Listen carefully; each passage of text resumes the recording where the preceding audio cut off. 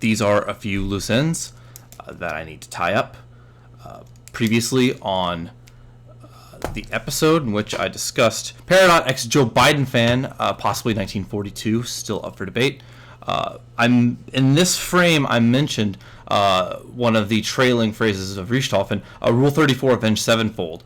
This does not technically count as a loose end on my end. However, I didn't feel like I could just let that go unaddressed. And it also led me to an interesting insight. Here's, that being said, Rule 34, avenge sevenfold. This is... now, I really overthought this one, and I feel I had a little bit of shame because I looked at this and I thought, okay, these can't just be bats. I know that their thing is bats. Like, what the fuck animal are these? So I went with the Galaxy Brain guess and said that these would be wolf bats, which I don't know if those are even a thing in A7X lore, but no, it says that they are bats. And if you're wondering why they're bats, which you should be, according to the author, they have this alternate reality that revolves around all the band members having the special ability to turn into bats that they have to keep a secret. This sounds like just the premise of a fan fiction. It is lazier than writing fan fiction. I don't know who Sin or Zaki are, but one of those guys is about to get fucked in the ass. And that being said, speaking of being fucked in the ass, the insight that I had, that I mentioned earlier, was when I was changing the sort on DeviantArt from the recommended or most popular to most recent, because most recent is the easiest way to not intentionally select for good art, and I am, as you can imagine, avoiding good art at all fucking costs on this journey. But it gave me the realization that some genres or some search terms are going to be affected in much more drastic ways by switching to most recent than others. Like, I mean, if you search for like Link or like Zelda, you know, those will probably be more or less consistent in terms of users over the years. Some drop off, some return, more or less the same sort of consistency. Who the fuck is drawing Avenged Sevenfold fan art in 2019? What kind of person, broken ass brain person, is still now? Okay, actually, there's two options here. It could either be a sort of a diehard and never give up, or it could be a radical convert. I'm not sure which one I'm more scared of. Probably the one who has been listening to Avenged Sevenfold since like 2002 and is still drawing furry fan art. Either way, I thought that was interesting. I'm going to keep an eye out in the future for other, I guess, search terms or genres where switching to most recent will cause an interesting or fascinating change in the landscape of the artists. Another loose end, this one that actually left, is Funnyland. It was featured in... I'm going to have to go back from this. This is for later. It was featured in this image, actually. It's the exact same image, as you can probably tell. What the fuck is Funnyland? Well, I did some digging, and there's one review for Funnyland on Yelp. It actually connects directly to Yelp, right down here. If you click that, it'll just take you here to a man named Arechseli C. And his review was, he had a 4-star review. It's not very interesting. It's more or less just a description of the amenities and services. The conclusion is more or less sums it up. I consider it small but very comfortable. The food is good, and the service of the staff is excellent. This is not some kind of franchise. Funnytown has one location in Nueva Leon in Mexico. Where the fuck did they find this? Like, how... This person is a wizard. Like, why would you pick this?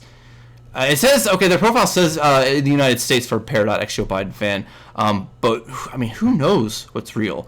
All I know is that Funnyland does exist. It's apparently like a budget discovery zone. Araceli is the only... I thought he might be fake because he had the exact same number of photos as reviews, 240 last time I checked. But if you looked, he just takes the same fucking picture outside of every restaurant. It's just an outside... Why does he do this? There's no food pictures. Anyway, that was the second, or I guess the first loose end. That was my fault anyway. This is the final loose end. I spent about 30 seconds complaining that I could not find the Alex Smith bullying excerpt. I have since found it. It is in the Joe Biden and Peridot are scared of skeleton. They pretty self-explanatory. And Richthofen points out that the lesson here is that despite being badass, some people find skeletons to be very scary. You should respect their phobias. Unless that person is named Alex Smith because he bullies me, so he deserves to have his fear exploited. This is I really like. The first time I saw this, I really like. It's got a very clickhole. Not even The Onion, but clickhole specifically has a very clickhole writing style to it. Whoever does this is either a chimpanzee at a typewriter or has some background in writing.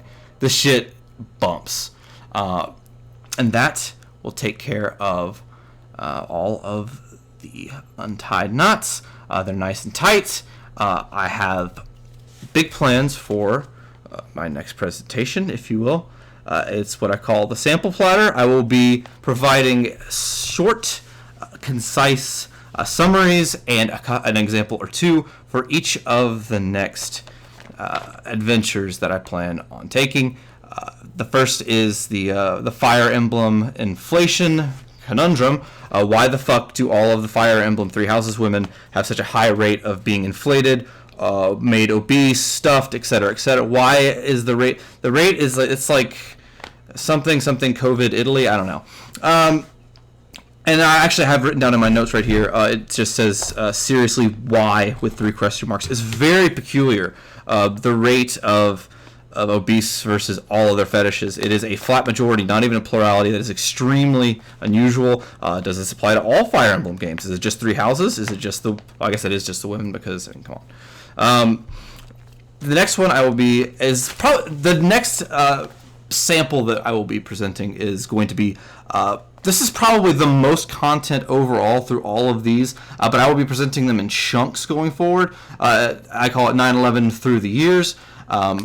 Most normies in this godforsaken country, their favorite holiday is Thanksgiving or Christmas.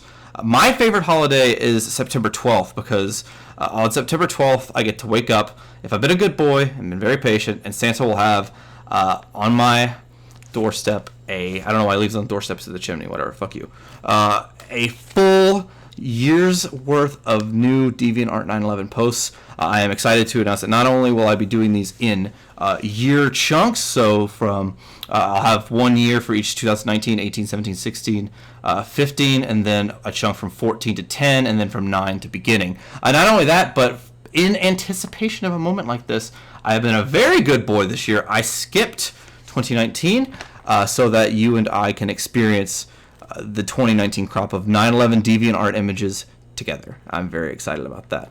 Another one of the samples on the platter will be my collection of 2020 candidates. Horrific. I don't even want to call it. Like, can you call this art? I mean, I guess it's art. Like, it lapped itself. It went from not being art to being art because of how good it is. 2020 candidates and some of the material I've gathered on them in the last few months. Corona-chan has been a favorite of mine recently. I have plenty of material there. Stamp-chan, who is, I looked at their profile, actually identify as he, him. I will still call him Stamp-chan with the anti-stamps. I got rules. And finally, last but certainly not fucking least, Tim Burton Lover 1993, who is my favorite of all of these. She is a queen. She loves racist cartoons, and we will be getting to know her very well very soon. Thank you for listening, and I'm very excited to see you again soon.